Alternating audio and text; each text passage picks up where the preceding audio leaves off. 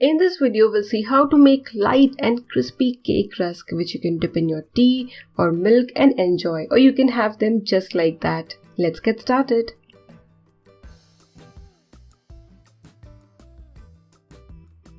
Put some salt in a pan or kadhai, place a stand, and then you need to preheat this setup at medium flame for 10 minutes. For the cake batter, take half cup milk in a bowl. Add 1 teaspoon vinegar. If you do not have vinegar, you can use lemon juice. Give this a good mix and let this sit for 10 to 15 minutes. And after this time, you would notice that the milk would slightly curdle and look like this. This is exactly what we are looking for. Now add 4 tablespoon oil. You can also use melted butter or ghee in this recipe. Then add half cup powdered sugar plus 2 tablespoon more. 3 tablespoon milk powder because it would add very nice taste to this cake rusk. Now add half teaspoon vanilla essence or extract, whatever you have. Yellow food color, a few drops of yellow food color, but the color is totally optional. In a bowl, mix together 1 cup all-purpose flour or Maida, 1/4 teaspoon baking soda, 1 teaspoon baking powder. Give this a good mix, or you can sift all these dry ingredients together in the wet ingredients, like I've done in many of my cake recipes. Gradually add the dry ingredients and gently mix. Even if you use a whisk, do not whisk like crazy, so gently mix it and then you can switch to a spatula.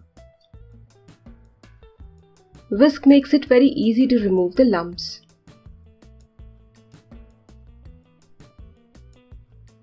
Do not overmix the batter.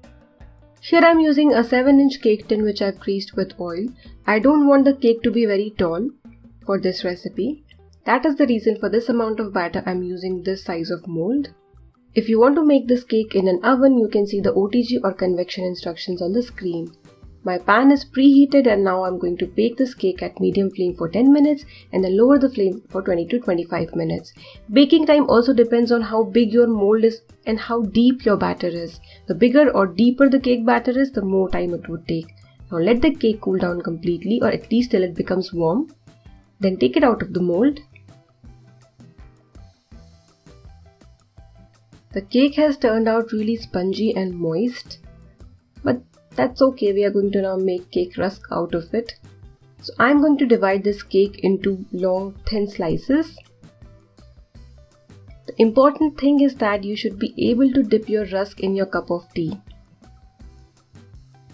So make sure you make the slices according to your cup of tea. Next step is to again bake these cake slices till these turn slightly brown in color and turn crispy. And I'm going to show you both the methods, that is, I'm also going to use my pan as well as my OTG. So here I've got my pizza plate, so take any plate, you don't need to grease the plate. I suggest that you avoid steel. This is the baking tray of my oven. If you want, you can line it with paper or you can just skip it. So lining it with butter or parchment paper is not compulsory. You can see the OTG or convection instructions on the screen. But in both the cases, whether it's pan or it's OTG, you need to flip the slices in between. So you need to turn the cake slices in between so that these turn brown on both the sides and become crispy. You need to follow this step in both oven baking as well as pan baking.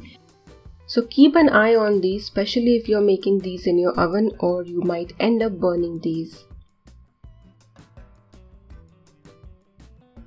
To check whether the rusk is done or not, you can take one piece out and just knock or tap on your countertop, and if you see that crisp noise, or you can let it cool down, and if one piece is done, then you can take out the entire tray or plate out of your oven or your pan. And this is the tray which I had kept in my OTG. These are done as well, and you can see the oven as well as the no oven, both the rusks look equally good. Enjoy these light, crispy, crunchy and delicious cake rusks with tea or milk. Give this recipe a try and enjoy!